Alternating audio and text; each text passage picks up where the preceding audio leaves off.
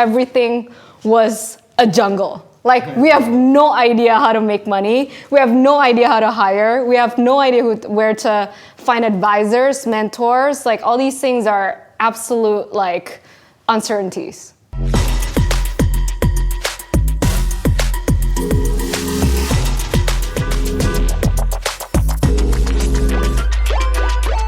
Halo teman-teman semuanya, balik lagi dengan kami, Legacy Network. Saya adalah Leon sebagai CTO dari Legacy Network dan juga ini adalah Jeremy sebagai CEO dari Legacy Network.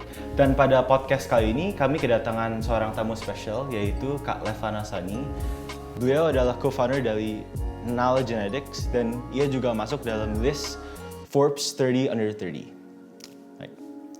So Leon lihatnya kayak excited banget untuk podcast episode ini hari ini. Very excited. So, well first off, kayak congratulations for like everything you've done right now. Like Thank you Forbes for 30 having Under me. 30. Yeah. It's a big achievement. So, I mean, speaking of that, kayak how did you feel like when you were in it, like when they presented you there, like karena kayak buat saya, like itu kayak ke Forbes 30 Under 30, kayak sense of big accomplishment. Karena juga under 30, right? True. Well, thanks for having me, first of all. This is really cool. I think when I first started, I didn't come from the business world. So I came from being a scientist in a lab. So being Forbes 30 Under 30 was never a goal. So it wasn't something that I was looking to do. But I think at the time I was encouraged to apply because I was fundraising. And so my investors felt like, okay, there's this tool to put your name out there. And so I saw that as a means to an end, which is that I want to have a job where I can pay myself. So I needed to fundraise. And so I think it was cool in a sense where it opened so many doors. I could talk to a lot of people who really gave me the light of day because they felt like I was credible just because of that title. So it was really helpful in that sense. So that's kind of stepping stone, right? Yeah, definitely. Could be a long list of accomplishments then, right? Well, it's definitely a really nice cherry on top. But I'm very fortunate to do what I'm doing right now. So it's really fun. I mean, speaking of kaya under 30, so we heard you went to, was it Harvard for MBA? Yes.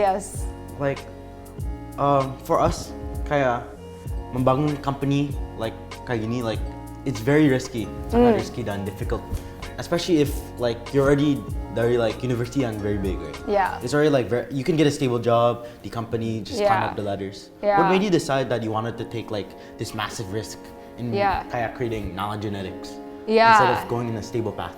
You know, that's a very good question, and it's good because a lot of people ask the same question, not just in my career path, but for people who have invested so much in their schooling, right, in their academics. And business school is not cheap. Like, it's a lot of investment, money-wise, time-wise.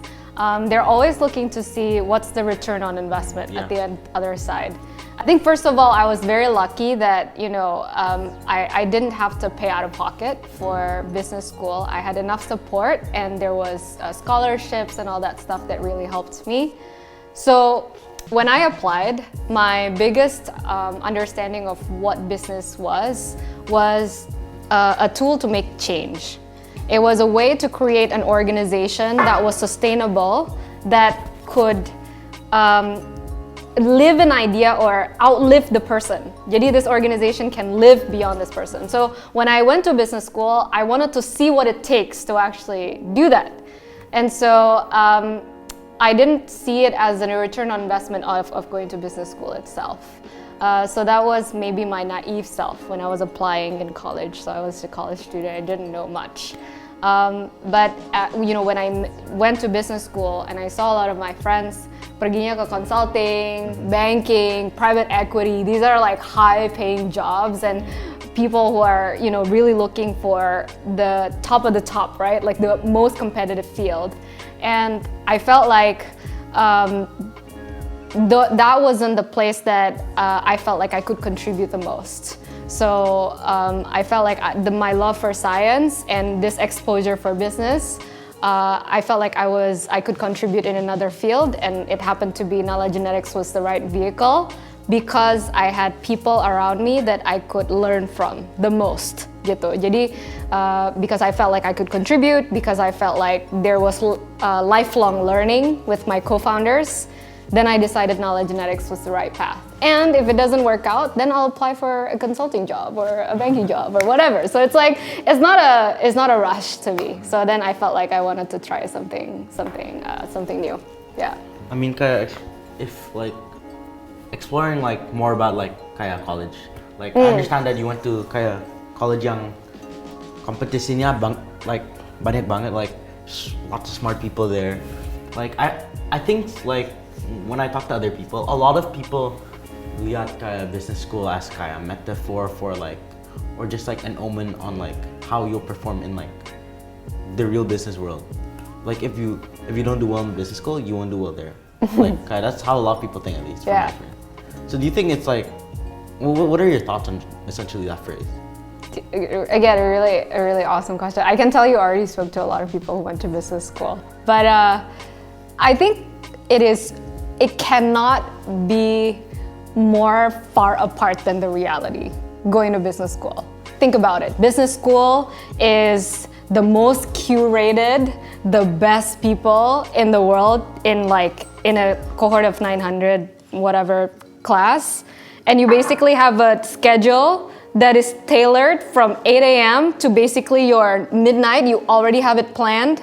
And then you know what you're doing tomorrow, the next day, whatever. You know exactly what you're aiming for. You know which professors are the best. It's all laid out for you, right? The real life, the actual life after I went out of business school was like everything was a jungle. Like we have no idea how to make money. We have no idea how to hire. We have no idea where to find advisors, mentors. Like all these things are absolute like uncertainties. Right? So I felt like business school could not be farther from the truth. It is so good for theory, and it's good for exposure, and you will create friends that you can, be friends for a long time. But practically speaking, there is nothing like actually working in the real world setting, right? So I didn't do well in business school. I almost failed marketing. I almost failed finance. I almost failed accounting. And in Harvard Business School, there was like a bell curve. Basically, everyone wants to be in the middle 60%. There's a top 20 and a bottom 20, or something like that. I forgot, but I was the bottom 20% for 3 out of my 5 classes first semester. Right? So that was bad. But I think I didn't know any of these business things. So then, whatever I am today, successful or not successful, I think the way that I liked business school was that it wasn't graded. So as long as you get something out of it and you can, it's useful for your career, I think you're already making the best out of that experience. So it's different for everybody, yeah. So what major did you take for your undergraduate year? I took biochemistry and entrepreneurship as a minor. So was that when you were really interested in science and like biotech and all that? Yeah, I loved my science classes. I had a professor in USC who was wearing Crocs all day. Okay. Yeah, it was a class of like 20 people, and That's like, yeah, he dressed as well. He dressed as well. It's the best. Really? I think he dressed as well. Crocs. Yeah, so he wears like Crocs every day. He has like a ponytail and he's like half bald, and like he watches like baseball all day, and he makes like, yeah, it's like the best teacher that I could get for biology. It's so fun. And then, I think I fell in love with the field and how he was describing biology as a story, like an epic. So he was a great storyteller. So I had a lot of fun, and I really wanted to stay in it, and so that's why I think like I try to stay in life sciences as much as I can. How about during high school? Like, were you already interested in science or? Yeah. Really? Yeah, definitely. You had to choose IPA IPS. Yes. Ya gitu Yeah, kan. 'cause of Yeah, many things. definitely in the IPA kid. I saw history and I was like I couldn't for the life of me like remember kerajaan whatever. I don't know why our history lessons are like that, but it is so happens that there's a lot of memorization. I wasn't interested in it as much as the sciences part. So you were like in a local school in Indonesia. So how was it like? How did you get into a really good school, which is like USC, in the US? Like, did you have to get a lot of courses for the English lessons and everything? Yeah, the SAT classes. Oh my god, really? it was like my life for a whole 2.5 years in high school. Yeah, jadi sekolah, les SAT, sekolah, les SAT, pulang gitu. Jadi kayak it's crazy. I don't know why. I thought that was normal. I thought that's what people were doing. I saw a lot of kids there, but I think I spoke to my friends who were like from other countries or in the US. They like studied for the SAT like 3 weeks before the exam. I was like, oh, I didn't know that. So so I think I really wanted to go, and I was my parents prepared me really well for it. Yeah, so. And I had a group of friends that was doing the same thing, so it felt very, very natural to do that. Yeah. Outside of the tests, apa ya? I definitely have helped. I have help from people who are so used to like crafting essays and all that stuff. I feel like the hardest part about the college application is aiming. So like how high do you want to aim versus like how, what is your range of schools that you want to target or whatever that is. I cut myself short. I didn't apply for the really good schools because I thought I couldn't get in. And I felt like a lot of people, do that. Even when for business school, a lot of people who are really successful in their field, although it's not like banking or consulting, they don't want to apply to Harvard Business School because they felt like they weren't good enough.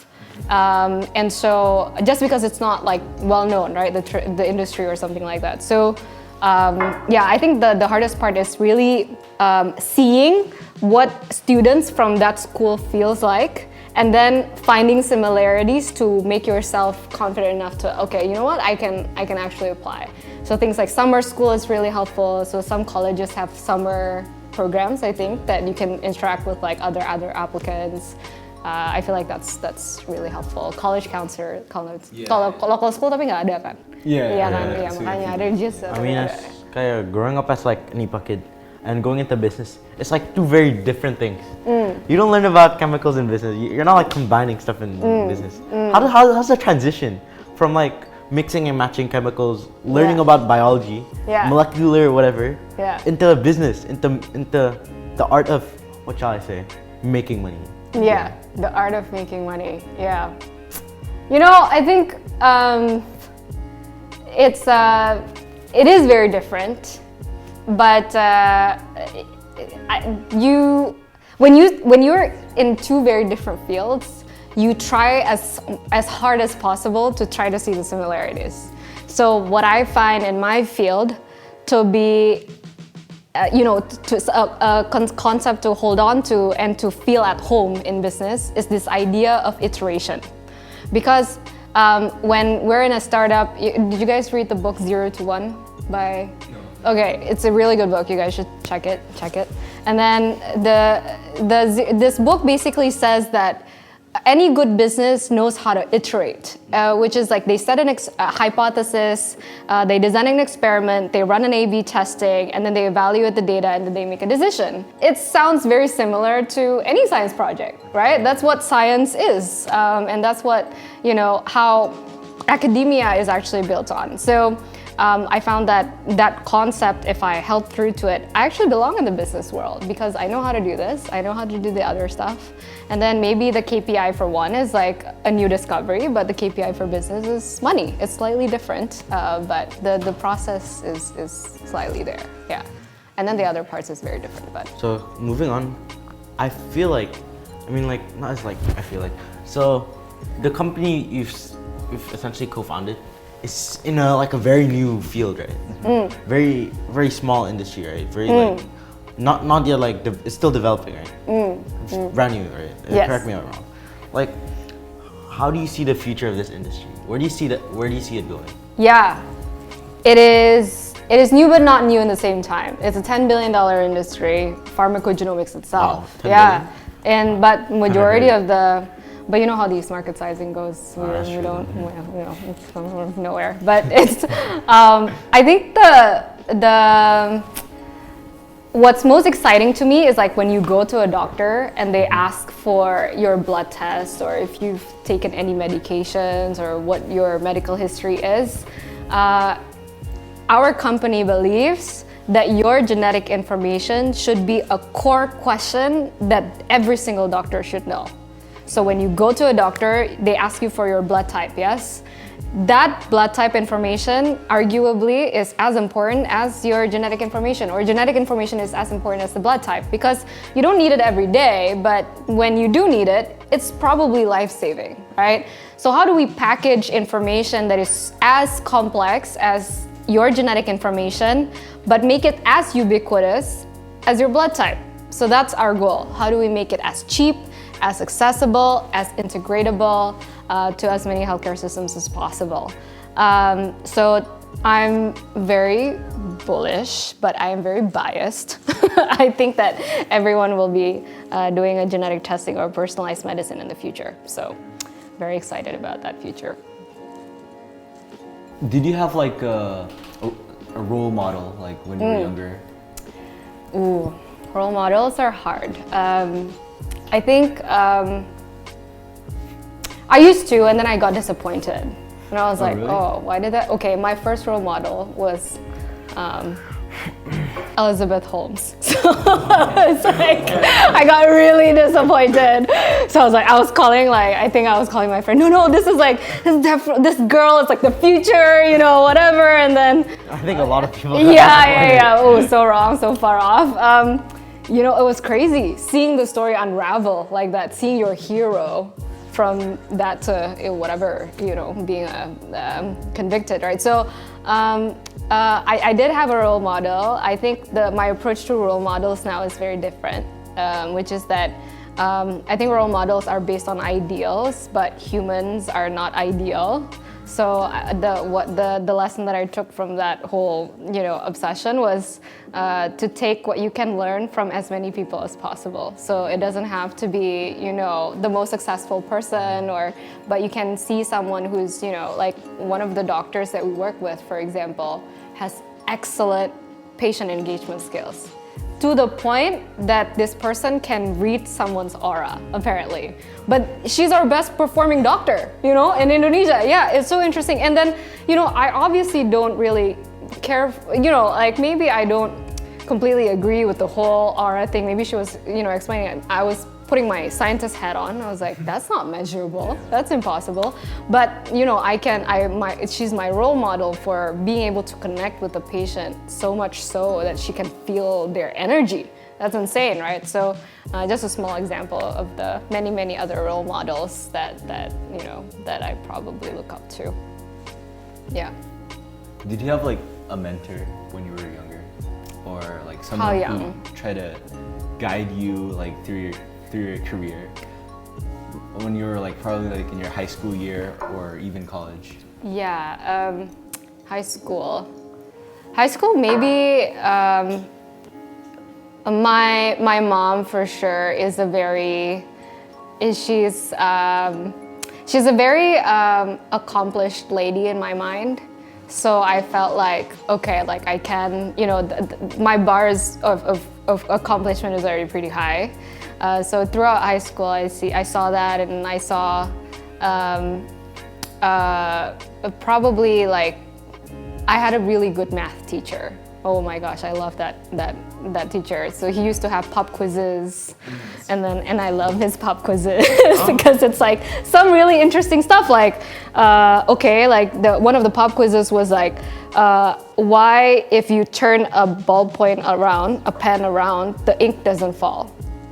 And you know, at the time I was like in SD or some SMP or something, and then we didn't know why, and then we were just like questions, and then you know, and stuff like that. So I had really good teachers that I felt like made me really like learning. In college, I don't know if I have a mentor, but in business school, definitely. So when I first started Nala, nobody thought it could work. Like, because we were working on leprosy, which is like, you know, a neglected disease. And nobody was like, what is this business model? But this one guy in Harvard entrepreneurship lab or innovation lab, he kept meeting me every week. And he was like, okay, let's build your pitch deck. What else can you do? What else can you do? Think bigger. You know, you're not thinking bigger. And at the end of the semester, the business evolved so much, or my thinking evolved so much, because he believed in me. Yeah, and so otherwise we would have been like a leprosy testing company. I don't know what we were doing back then, but now it looks completely different, and I owe it a lot to this one person, I think, in Boston. Yeah. So, who made like the idea of like making Nala? Was it like your idea, or did you have like someone? I have 3 other co-founders, so I can't take full credit for anything. But it's an idea of these 4 people, basically. Okay. Yeah. And it's like, you know, when you're first starting a company, I guess like ideas are really important. Like, who came up with it, right? It's like, oh, like you're the main dude, or like you're the main person. Yeah. But ideas are so cheap. Oh my gosh, the number of people who talk about personalized medicine is like, itu udah sampai bosan, right? Tapi the people who can actually do it and make it sustainable is really the differentiator between, you know, a successful team and a team who just has an idea, right? So, yeah, it was the four of us for sure, but we owe it to so many people in the company that really came up with like, hey, why don't we do this, or why don't we do that? Now we have about 70 people who are just, you know, just making stuff better every day in terms of how we service patients, make better products, make more scalable systems, things that I could never think of. So, yeah. I mean, kind of less of a businessy question, like the name Nala. That's like, it's a very catchy name. Yeah. But where did you get it? Is it like does it mean anything, like the word? Yeah, it does. So it's we wanted to make it Sanskrit because Sanskrit. Kan kita Indonesian, jadi kita kayak kita harus ada Indonesian roots. All of you are Indonesian. So 2 of us, of our co-founders are. Jadi Nala means a trunk of a tree in Sanskrit. Yeah. So that's where Nala comes from. And the trunk of the tree, because we wanted to make genetics that is essential for human life. Yeah. Oh, so it's like a tree. Oh, I get that. You know, yeah, because it like feeds the leaves, right? So it's like essential. Yeah, something like that. Okay, so this question drifts a bit, but I feel like this is something that a lot of people would like to know, like, or at least a lot of people who's aspiring to. I mean, I feel like it's also a general question that the answer can help many people, but in the business context, how can you be like different? How can you be different? Because like I understand in business school, you're competing against the best of the best. There's a lot of people. How can you be better than them? How can you be different? And also in the business world, because there's also like way more people. There's more uncertainty. There's more things that I guess you have to get done. Yeah. How do you be different? How do you be better? How did you find yourself in this unique, in this like, what's it called? This unique industry. Yeah. This unique brand new industry. First of all, is to not care about what anyone else is doing.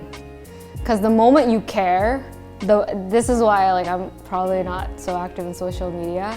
The more that you become anxious that you're not doing what everyone else is doing. And sure enough, if you're constantly thinking about other people, then you will be them. You know what I mean? So I think some level of independent thinking and isolation from that stuff, it is so good in differentiating yourself. That's number 1. I think number 2 is to follow your gut.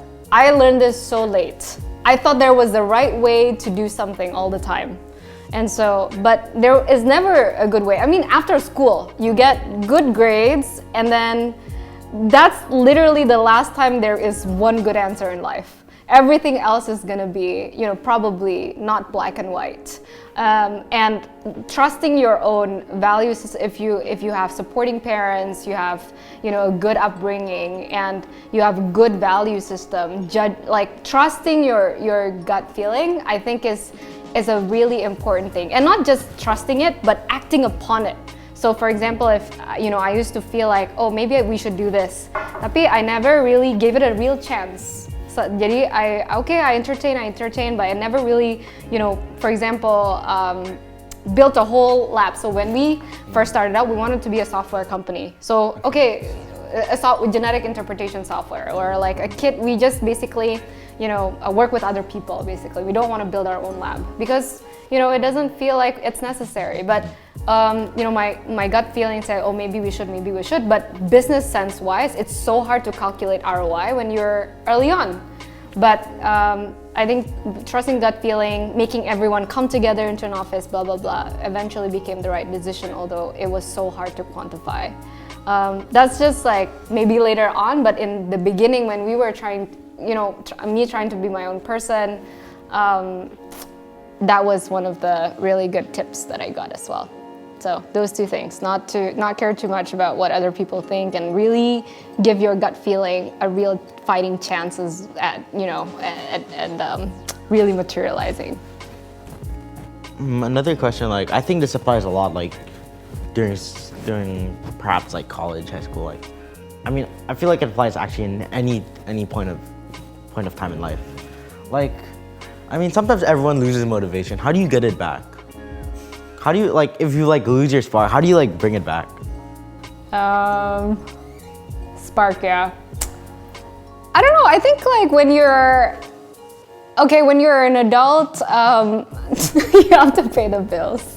So I mean, you just keep going. Like, so oftentimes you don't really feel like working, but you have to work because it's like, But reality really hits you at that point. But okay, to make it more exciting, right? Like, how are you motivated every day? You give 100% every day. I think part of it is have a healthy time off.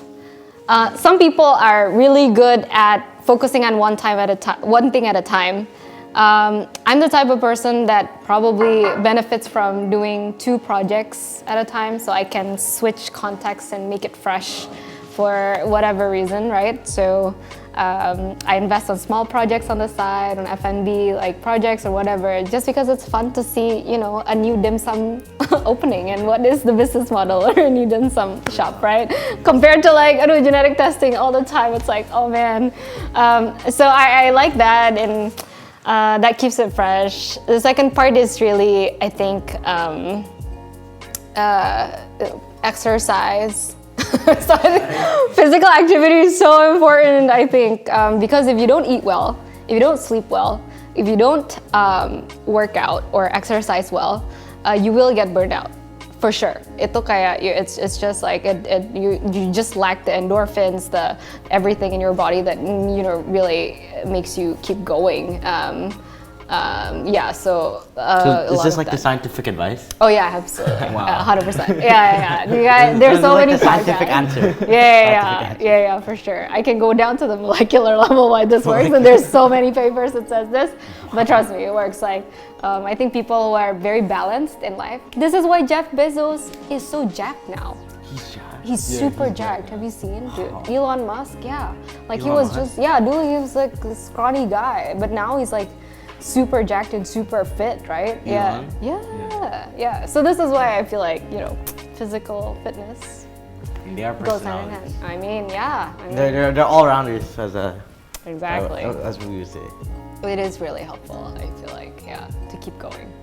What are some tips that you can give to like our generation, Because like right now we're focused on like applying for colleges, universities, and like what tips can you give us? For tips for what? To get into college? To get in a good college, and to like how to reduce stress, how to deal with day-to-day problems, Don't take yourself too seriously is probably one. Yeah, okay. I used to be a very serious person, and then it was not fun. Most of the things why things work out is because it's fun, and it's sustainable. And it's sustainable to make it fun all the time. You know what I mean? It's like, at the end of the day, like smart people, like I think gravitates towards smart people, and wherever, the best colleges, the best whatever, I think you will find smart people anywhere you go. But to find them, to make it fun working with them, and to make it in a way that you can get, you can keep going together, have a good relationship or whatever. I think that's the most important thing. So most importantly, I don't think it matters which brand of schools you go to. Wherever school you go to, find that person that you can really connect, like intellectually or like personally, and stick with them, and make it fun and make the relationship sustainable, so you can be lifelong friends. I think that's it's one of the reasons why I think people are the happiest at the end of the day, when they have friends that they stick to, they work with, they always catch up with, wherever they find these friends, right? So I don't think college is like that important, to be completely honest. Just like, as long as you do your best, wherever you land, I'm sure it's good enough for whatever you want to do at the end. Yeah. Okay, so this is kind of like questionnya sedikit aneh. Yes. So it's like, but I feel like, especially our viewers and us, people can learn a lot from this question. It's like, I want to bring a hypothetical situation in, because like nowadays, like a lot of people are focused on sustainability, focused on like all the ESG stuff, right? But like, for example, if you are growing up with no money, you have no money, and you're facing this decision whether you want to make a business that 100%. I mean, okay, there's no 100% in life, but like in this example, like 100% will succeed, you'll get lots of money. Yeah. But the catch is that business is very bad for the environment, for example. Very, very bad for people. Yeah. Compared to building a business that's very good for the environment, very good for people. Yeah. But the chances are rather low. Yeah. What do you think people should pick? Should pick? Yeah. Definitely the one that is not just about money. I mean, we've seen where the crypto story went. I mean, but I've heard a lot from people that's saying focus on yourself before focus on others. Yeah. Effective altruism and all that stuff. I think, okay, like I think like, is there a scientific response to it? yeah, there's a term, yeah. But I think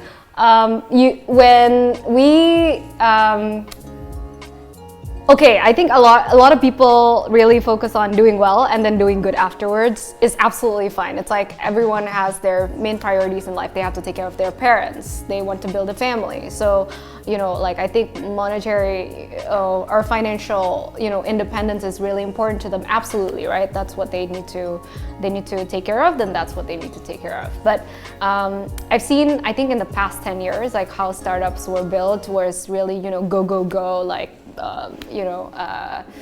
growth at all costs type of thing, and we see where the pendulum has really shifted backwards, where let's take a look at whether or not like a company that is growing at all costs is actually generating as much value for the ecosystem as a company that's growing sustainably and is taking care more of their stakeholders, for example. Another question, like this question is based on multitasking. Like you've been talking a lot how you're very good at working on multiple projects at once. Like I don't know if I'm very good. I mean, like, prefer it, but maybe I'm not the best. I would say you're very successful at this point, while being able to work on multiple projects. So like, I mean, for the art of multitasking, like, okay, watching TV and eating, that's easy. But how would someone be able, like, okay, let me bring in an example of like me. I'm in school. I have to focus on IB, I have to focus on all my projects, all my tests, but I also have to work on other things like extracurricular activities to like enhance my portfolio. How do I do that? Because that's, I mean, at least so many people think that's one of the most important things to get into like a good university, for example, to differentiate yourself, like extracurricular activities. Yeah. How do you focus on two things at once?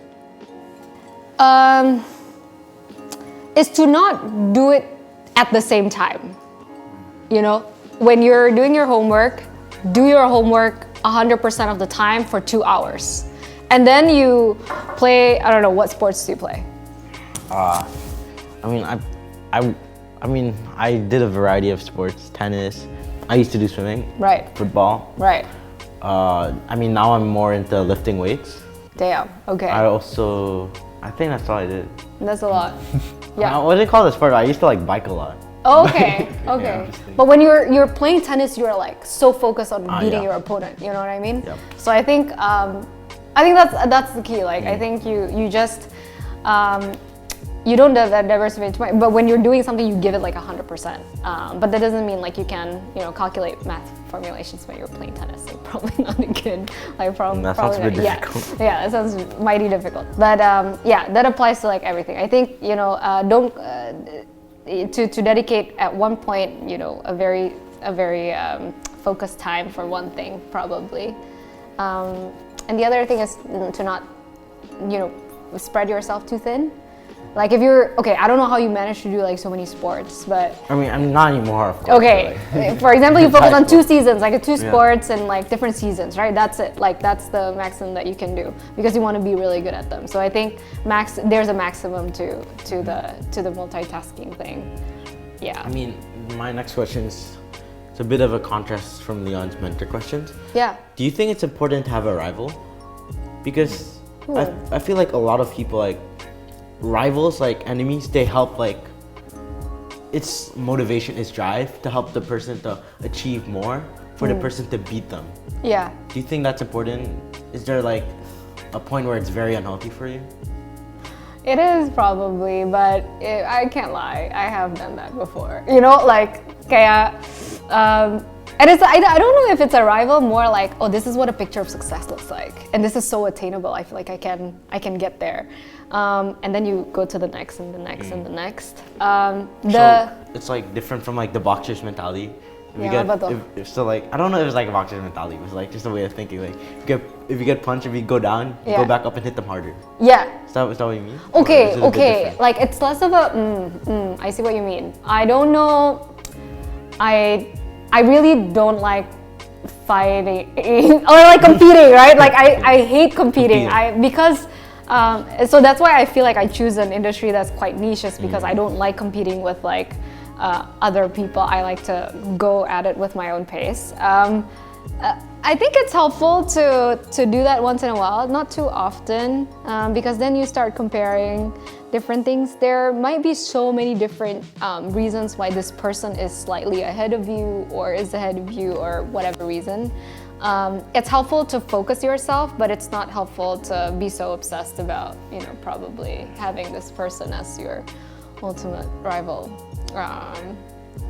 Yeah, I don't know. Yeah, I don't know if I have a rival. I used to. I think like there was a company that was kind of similar, and I was like, oh, this is our rival. It's helpful to like rally the team. Like, let's not beat these guys. What happened to them? Huh? What happened to them? Oh, they're still around. Yeah. Why are they not your rival anymore? Kenapa? Why are they not your rival? Because it wasn't helpful anymore. It was because it was getting the team distracted. Like when we're doing something, their argument is like, iya, tapi kan orang kayak gini, mereka kayak gini, kenapa kita juga nggak kayak gini gitu kan? Jadi a little bit too distracting. Jadi maybe not the best. Yeah. It's like when it turns into unproductivity. Yeah, exactly. That was a really good question. Yeah. Do you have rivals? Is that how you guys think about high school these days? I mean, for me, like, at least for myself, everyone is a rival. Oh, really? Yeah. Like everybody? Like you want to be better? Yeah, you want to be that guy, you know? Yeah, you want to I be feel that like, guy. especially for high school students, I don't think I'll be like this, like, for the rest of my life, right? But everyone wants to be that guy, like, the guy at the top, like, in the end of your life, you want to be able to look down, like, at yourself. Like, I mean, like where you've gone and look down, like, at everyone else, right? Like, there's one at the top, right? Okay. Like, you want to just be the best, right? You want to just see where you go and like, see where you've come from and where you've ended. Yeah. Because it's more like, it's more of the journey, like, I feel like it's more of, like, the length that you go instead of just, like, from where you started, essentially, I guess. Yeah. So. I think it's important. I think, like, not rivals, but like friendly competition. So like, my favorite, like one of the 23andMe, which is a company in the US. It's run by a woman called Ann Wojcicki. well, I don't know how to spell her name, but she has two other sisters. One is the CEO of YouTube, and the other one is a surgeon, like one of the top surgeons in the US. It's Susan Wojcicki, right? Yeah, exactly. So I was thinking like, whoa, how are they so successful? Like all three of them, right? And then I think it's like part of it is like sibling rivalry, right? You see the other person, I was like, oh, that's a benchmark of success, and then you start. I think that's healthy, but I don't know if everybody is a good benchmark. I think if you see someone you respect and you're like, okay, let's try to learn from that person as much as we can, and I think that's helpful. Is there a scientific explanation for that family? Oh, the family? Oh, I don't know. It's partly genetics probably. Yeah. And then the mom wrote a book about how to be a good parent. Wow. I mean, Okay. I don't know how much that's true. Yeah, I don't know how true is that, but Do the kids agree? Yeah, that's probably a really funny. Like the daughters write a review about their own mom's book. Yeah, I don't know. I don't think they did, but that would be pretty funny. Yeah. Kind of a weird question now, but like it's, I guess it's sort of related to science. But how big of a role do you think genetics plays into being better than everyone else in business? In business? Yeah, like, are you programmed to be the best? Yeah. Are you programmed to be the best? No, of course not. Of course not. Like, is there like, so does my genetics play a role in me where I can only go to some point in the business world? Like, does it affect your competence? That's a good question. Okay, the short answer is yes. Okay. Ooh. Genetics definitely play a part. Well, not definitely, but there's like Gotta have good genetics. scientifically. Okay, but intelligence doesn't equate to success nor happiness, right? There's a lot of people. Okay, the smartest person on earth is a farmer. What? Yeah, it's true. One of the highest IQ is a farmer who loves to solve math questions. And he's a farmer. See, like why would you? Yeah, exactly. So then you think, okay, why would this person? Because I think it's very different how we see success in different people. And I think one of the things that genetics can do, and why I love this industry so much, is it tells you your potential, and you can always paint a positive picture, however you look at it. Okay, see that you have a risk for whatever, right? But genetics is only one part of the picture. You can still have 50%, 70%, or whatever that is, based on your behavior, your personality, depending on health, success, whatever that is at the end of the day. So I think it's like it definitely plays a part, but not the full picture. Yeah. So it helps you to know where you stand, but. I've seen a lot of really, people who struggle in the beginning of their lives just really, create a success for themselves at the end, right? So, really different journeys for different people. Today we've learned a lot of things from Levi, and one of the main things that we've learned is that we should not really think about what people around us are doing. So try to focus on ourselves, because sometimes, we'll just keep on thinking about them, and then we'll just forget what we're doing and not, focus on what we're trying to do. And then alongside that, Levi also told us that, we shouldn't really have competitors or like rivals. We should try to, think as them as like, kind of like a friendly competition rather than trying to, beat them or, try to take them negatively. I adopted from that is, correct me if I'm wrong, tapi she's saying it's like, everything is good in moderation, right? Like rivalry is good in moderation. There's always that tipping point where it goes bad, goes unhealthy. Absolutely, yeah. I mean, I think that's something that everyone can take. Yeah, absolutely. Yeah. And also from Levi's story, we can learn that she was able to integrate two different sectors, which was science or biotech and business. She was able to combine both of them and start a business with her hobby, which is in genetics. That's correct. Yes. Yes. Very thankful. Yeah. So guys, jangan lupa to check out our upcoming episodes. We're gonna bring in more guests, and well, I guess we'll hope to see you again. Thanks so much for having me, guys. Thank you, It's been a lot Thank you of for fun. coming. Of course. Thank you for coming. Yeah. It was a great conversation. So guys, jangan lupa to check out our next podcast. We're gonna bring more guests in. Like, subscribe, hit the follow button. Comment. Like, it'll make us happy, you know. Yeah. We'll be able to bring in more guests. So make sure to check out our next videos, and I guess we'll see you next time.